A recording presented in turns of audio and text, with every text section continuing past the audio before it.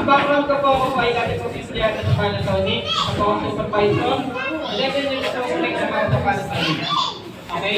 Paano po na-involve sa ganitong negosyo? Kasi pagdating ko po na 8:30, doon ako nag-mature, doon ko na nakailangan po mag-ibang. Okay? Kasi sa Pilipinas, ang nakita kong magiging successful, dalawang klase lang. Una, yung may ginagawang negosyo ay nagiging mayaman. Tama ba? Yeah. Yung may ginagawang iligang, mayaman din niya. Okay. Kaya lang din natin kaya mo rin yan, kaya kailangan natin mag-business. Pero alam niyo ba, bago ako nagkameron ng breakthrough sa negosyo, 3 taon po ako na lagi akong nalulugi sa business. Kaya kung gusto mong maging successful, mahalin mo yung failure. Kung ikaw naka-experience na malugi, naka-experience na mahirapan sa negosyo, huwag kang susuko. Bakit? Kasi yung failure, part po yan ng pagiging successful naman. Tama, tama. Tama. Ako po siguro, mga 10 beses ako nalugi. Nalugi ako ng unang beses, pangalang beses, pangalang beses, pangapat na beses. Wala po akong kadala-dala. At ang mindset ko, hindi ako susuko sa negosyo ko na hindi ako nagiging successful. Pero alam mo ba, nung nalaman ko yung perfume business, yung unang company na ginawa ko, alam niyo po ba sa loob ng 4 na to, kumita ako ng 1.7 million. Wala pa kaya ako. Okay? Kumita ako ng 4.7 million at pagdating ko po ng 38 years old, nakapag-create na po ako ng sarili company. Ito yung JNS Palakpakan po nito. Malapit na po mag 3 years ang company ng September 1, 3 years po tayo. Tapos talaga ako sa mga business partner ko sa inyong lahat. Kay Vice Jack, sa aking asawa. Okay? Hindi dahil sa kanila, hindi dahil sa inyo, hindi natin mararating ito. Okay? Ang magandang balita nito, meron na tayong 7 branch all over the Philippines. Meron na tayong 12,000 distributors. Lakpan natin tayo. And still counting, dumadami yung members natin. Dumadami yung negosyo ng perfume. At natutuwa ako na mas marami tayong matututunan. Okay? Alam nyo ba, unang-una, bakit natin kailangan magnegosyo kung ako naman ay may magandang trabaho? O ako may magandang income? Okay. Sabihin ko lang sa inyo yung totoo kung bakit kailangan natin magnegosyo. Unang-una, kailangan mo magnegosyo para ikaw ay magkameron ng another source of income. Tama po ba? Kapag ikaw ay meron lang isang single income na pinanggagalingan, lalo na kung kuya, medyo mahirap yung sitwasyon mo. Bakit? Sa pagiging empleyado, hindi natin yan sigurado kung hanggang kailan tayo magtatrabaho. Maraming pwedeng mangyari, pwedeng malakas ang katawan mo ngayon, pero kasi hindi natin alam. Tama? Ang company, hindi din natin alam, magkakameron din yan ng transport. Minsan malakas, minsan kumikita. Ang company, hindi naman yung basta-basta nagkasabi. Magsasabi lang sa inyo, pagbabayaran niya. Katulad din yung nangyari sa amin sa Panasonic, hindi namin in-expect na magkakameron ng bayaran sa Panasonic kasi susunod sa lahat ng kumpanya. Pero nangyayari at nangyayari. Tama po ba?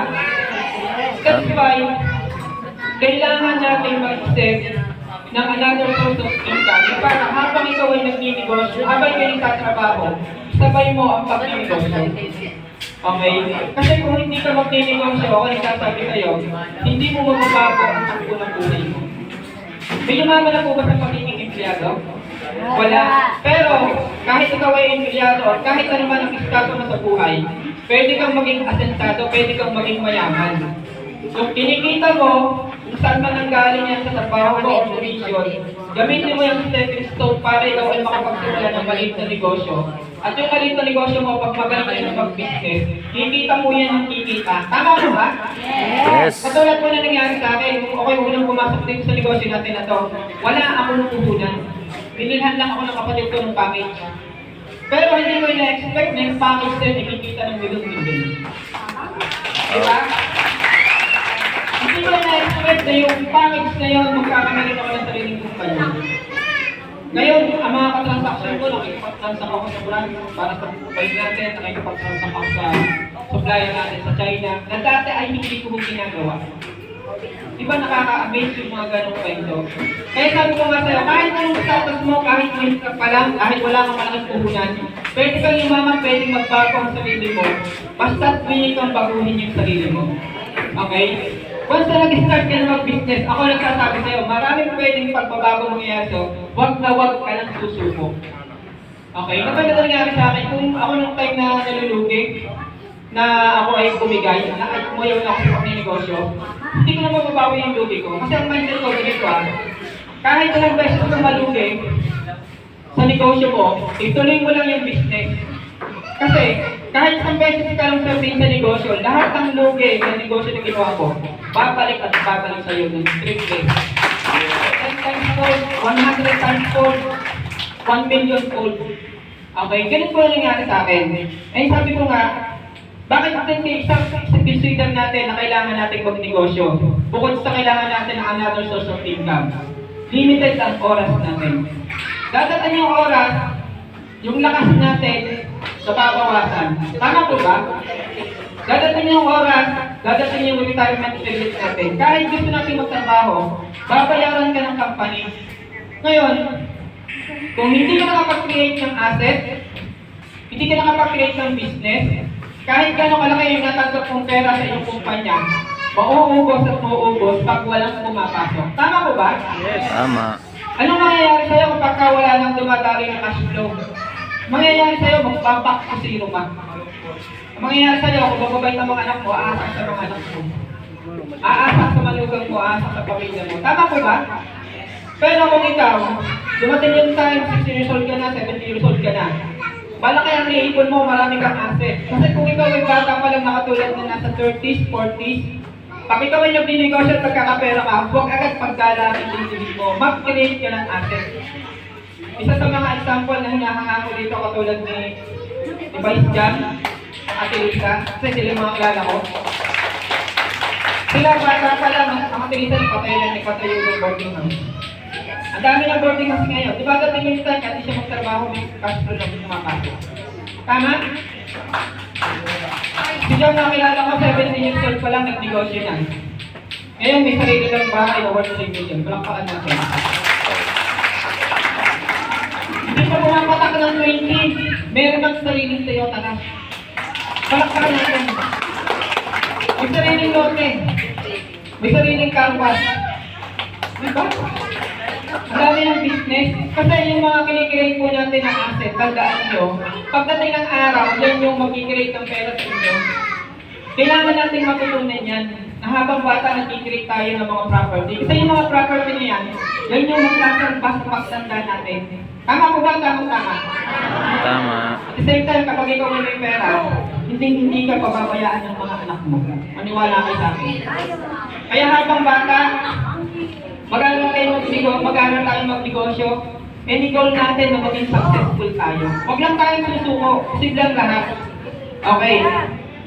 Bakit kailangan pa natin mag-business? Pangatong dahilan. Sa pag-negosyo, dito mo lang ma-achieve lahat ng pinapangarap mo sa buhay. Sabi nga, dreams your wildest dream. Kumangarap ka, pangarap mo yung pinapangarap mo. Gusto mo makapunta rin kung bansa, gusto mo makapag-travel, gusto mo may pera ka sa bangko, pangarapin mo yung pinakamataas. Makukuha mo lang yan kapag ikaw ay nag-negosyo. Okay po, naniniwala? Yes! Kasi kung ikaw ay kumikita lang ng 25,000 sa isang buwan, 30,000 sa isang buwan, sa totoo lang, ang pera mo minsan sakto lang. Tama? Kahit gusto mo mag-ipon, hindi ka makapag-ipon kasi kulang. Okay? Ang negosyo, kapag natuto ka mag-negosyo, alam mo, hindi ka binabayaran sa oras. Hindi ka binabayaran sa skill mo. Saan ka binabayaran? Binabayaran ka sa resulta na ginagawa mo. At ang maganda sa pag-business, dumadating yung time, wala ka nang ginagawa. Kahit natutulog ka, kahit nakapigit ka, kumikita ka. Maganda po ba yan? Alam pa natin. Okay? Kaya kung gusto mo matupad lahat ng pinapangarap mo, gusto mo magkameron ng apetang na bahay, magandang sasakyan, ramen, ngayon pa lang, magsimula mo ng mag-business. Okay? Bakit ko sinasabi ko sa inyo? Kasi sa pag-negosyo ng ginawa ko, lahat ng sinabi ko sa inyo na-achieve ko. Okay? Grabe ka nga. Kapag maganda sa pagkagawa ng negosyo, lahat ng tao, may masama at magandang ugali yan. Maniwala ka sa akin. Ang tao lagi yung may 1% na dark side. Kasi tumatagdag sa oras minsan, nakakabigla ka sa pagkalit may tama. Pero likas din sa mga tao, maraming mababait. And kasama sa mga ginagawa natin, gusto natin matulungan ang kapwa natin. Tama mo ba? Matutulungan mo lang ang kapwa mo kung nakakapag-generate ka ng income, ay nakakapag-generate ka ng opportunity para sa kanila. Okay, katulad po namin, meron tayong company ang JS. Meron po tayong nasa bali 14 po yung staff namin na nabibigyan namin ng opportunity. And ang maganda nito, marami po tayong mga distributors and downlines, mga business partner, mga stockists na kumikita po sa JS na estimate po ng 1,000 families. Palakpakan po natin. So, ganun po tayo ang matutulungan mo kapag ikaw ay may negosyo, pag nag-create ka ng opportunity. Kahit ikaw ay isang distributor, yung kapit-bahay mo, naghahanap ng gusto pagkakitaan. I-offer mo yung business natin kasi kapag pagka hindi nakabenta, automatic, makakapag-generate siya ng pera. Natulungan mo siya? Yes. Yun po yung kagandahan sa pagka tayo ay nag-negosyo. Okay, may natutunan? Yes. Alam mo po yung mga top 4 na dahilan. Bakit ang isang tao naman hindi makapagsimulang magnegosyo? Di ba tinanong ko kanina, lahat gustong yumaman? Yes. Lahat ba gusto magbago buhay? Yes. Lahat ng tao naniniwala ako gusto mo magganito. Pero ang iba, bakit hindi makapagsimula mag-business? Number 1, Bakit? dinadahilan nila, wala akong pera. Okay? Sa totoo lang guys, ang pera hindi dahilan para ito ay makapag-business. Kasi, sabi ko nga sa inyo, wala akong ako puhunan, pero makapag-negosyo ako. Pero dumiscount siya ako. Okay?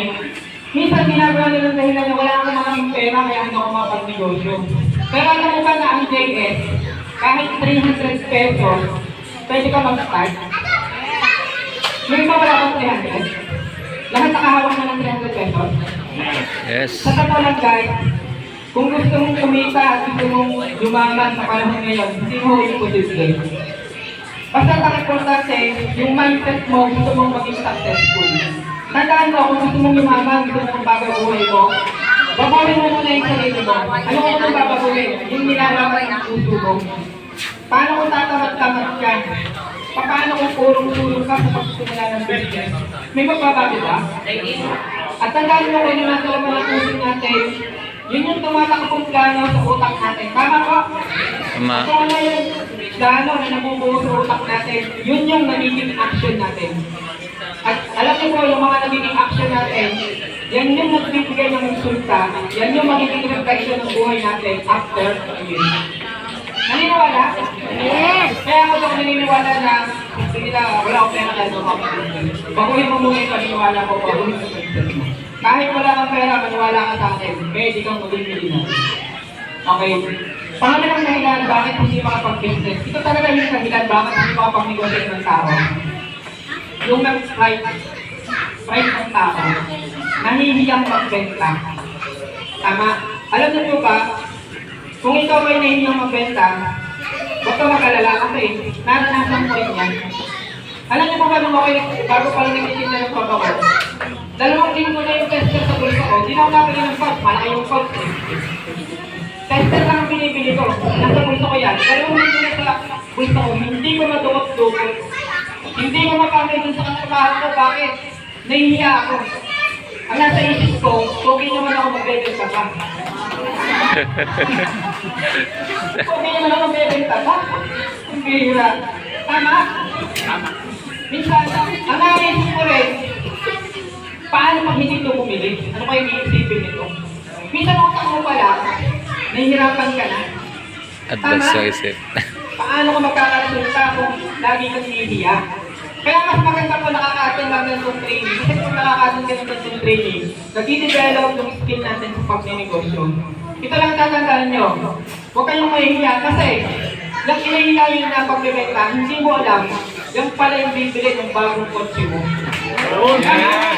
Hindi mo alam yung pagkakinta mo na yan, yung pala magpapagawa ng upload sa bahay mo. Tama? Yan pala yung magpapatravel sa iyo sa El Nido. Shout out sa mga kasama natin. Di ba? Yan pala yung magpapatravel sa iyo sa Singapore. Tama ko ba?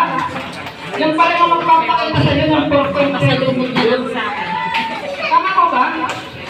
Nahihiya ko ba magbenta? Huwag na huwag po kayo mahihiyang magbenta. Kasi, kapag ka po kayo ay magaling magbenta, isa po ito sa sign na magaling kayo na negosyante. Okay? Ang importante lang, tanda ninyo maraming nowadays, maraming paraan paano makabenta. Hindi lang basta personal ikaw yung magbebenta. Bibigyan ko kayo ng kung paano makakabenta. Number 1, pwede kang maghanap ng sarili mong sale. Tama? Sabi mo lang sa seller mo o sa tanong mo, bibigyan siya ng 250 o 300. Nakita ka na doon? Isa yan sa mga tips na pwede mong gawin. Number 2, pwede kang mag-post sa FB mo ng paninda. Marami kayo nakikitang paninda sa FB. Mag-post ka araw-araw kasi nandiyan yung buhay ngayon ng tao. Number 3, ano pa yung mga pwede natin gawin? Yung sinabi natin, selfie, pwede tayo mag-post sa TikTok. Alam niyo ba na yung TikTok account natin, kahit wala kami ginagawa, bumebenta kami ng free access naman, palakpakan ng pwede. Ang importante lang, dapat mong matutunan yung mga bagong paraan. Sa Shopee, sino nagawa ka sa Shopee? Pag nagbukas kayo ng Shopee, lumayan yung kayo ng Yes. malaki din po na bebenta namin. Araw-araw, bina-order sa amin sa Shopee sa kasi TikTok. Ang wala yung maliit na tignan madami siyang requirement.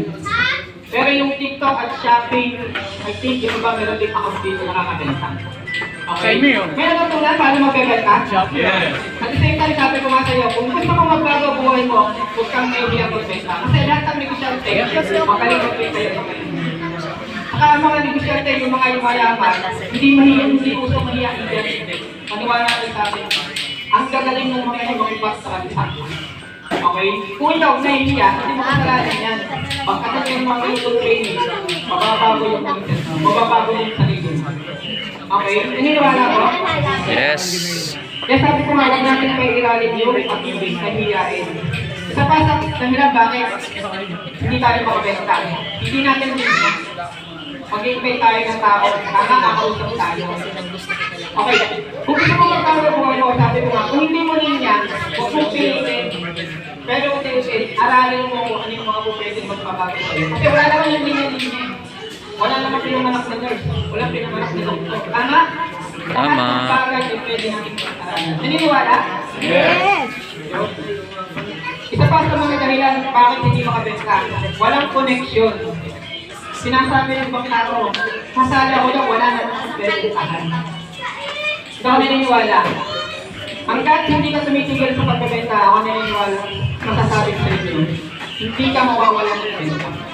Hanggat hindi ka tumitigil. Palakpakan natin guys. Meron kami member dito sa DS, nag-top 1, kumita na nasa kalahating milyon. Pero alam niyo ba, hindi siya kaganito kagamundanan. Kaya hindi ako naniniwala, sure ba siya, wala na kang mag-anak. Alam mo ba kapag ikaw ay sinegosyo minsan, ang basa mo dyan, sa mag-anak mo. Minsan, gusto pamilya mo pa. Okay? Minsan, ikaw pamilya mo, takot na takot kang binyan kasi tatay ko yung yumaman. Tama ba? Kaya sabi ko nga sa inyo, hindi kailangan ng connection. Ang kailangan nyo lang, matutunan nyo yung mga makabagong diskarte. TikTok, Shopee, Facebook, madami nung ngayon yung pwedeng paraan. Paano magbabago ang buhay natin? Ang importante lang, willing tayo tuto. Okay po, may natutunan? Yes.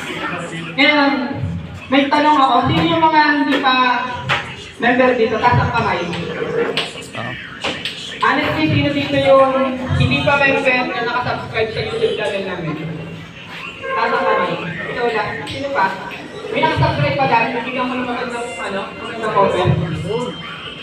Nakasubscribe na? Hindi? Nakasubscribe na po kayo? Subscribe na po yung YouTube channel natin. Ito na lang subscribe. Nagbibigay na. Bigyan natin yung Yan sa... Bibigay kami sa'yo. Walang pala nakasubscribe eh. Okay? Nakasubscribe po kayo? Nakasubscribe ka sa YouTube channel? Meron ka po dito. Yung sa video na pinano. Activate kayo yung mga video na ginagawa natin. Alam mo ba? Pinapano tayo ni Ate Leslie. Wala nito ang package. Basta nakasubscribe din sa channel natin. Okay? Then, bago matapos, at baka paubos ang oras. Tapos na. Tapos. Tapos na.